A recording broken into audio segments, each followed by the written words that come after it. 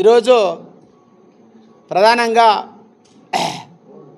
విలేకరుల సమావేశంలో ముఖ్యంగా మొన్న జరిగినటువంటి 15వ తారీఖు జరిగినటువంటి ఎస్సీ ఎస్టీ అఖిలపక్ష కమిటీ ఆధ్వర్యంలో పొలికేక ర్యాలీని విజయవంతం చేసినటువంటి ఈ జిల్లా ప్రజలందరికీ ఎస్సీ ఎస్టీ అఖిలపక్ష పొలికేక కమిటీ సభ్యులు ప్రత్యేకంగా ధన్యవాదాలు తెలియజేస్తున్నాం.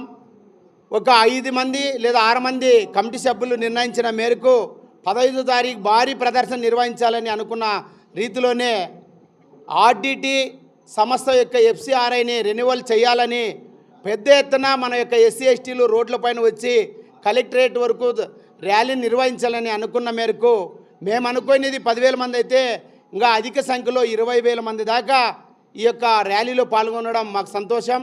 అయితే ఈ యొక్క కార్యక్రమానికి మహిళలు, వికలాంగులు, తర్వాత ఎస్సీ ఎస్టీ సంఘాల నాయకులు, అన్ని రకాల ప్రజలు మద్దతుతో ఈరోజు ఈ బల ప్రదర్శన ర్యాలీని నిర్వహించడం ప్రత్యేకమైనటువంటి అంశము. ఈరోజు జిల్లా అంతా చర్చించుకుంటుంది. ఇప్పుడైనా కేంద్ర రాష్ట్ర ప్రభుత్వాలు ఆలోచన చేసి వెంటనే ఈ యొక్క ఎఫ్సిఆర్ఐని రెన్యువల్ చేసే విధంగా చర్యలు చేపట్టాలని ఈ సందర్భంగా తెలియజేస్తున్నాం. అయితే ఇక్కడ ప్రభుత్వానికి మేము వ్యతిరేకం కాదు, లేదా ప్రతిపక్షానికి అనుకూలము కాదు.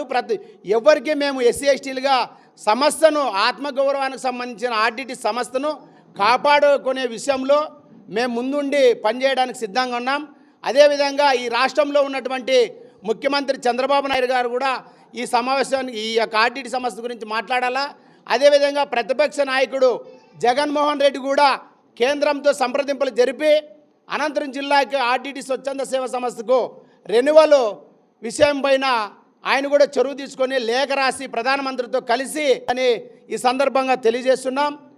ఈ రాష్ట్ర ప్రజలకు, ఈ జిల్లా ప్రజలకు, ఎస్సీ ఎస్టీ అఖిలపక్ష పొలికేక సభ్యులుగా మేము అందరికీ ర్యాలీలో పాల్గొన్న ప్రతి ఒక్కరికి పేరు పేరున ధన్యవాదాలు తెలియజేసుకుంటున్నాం.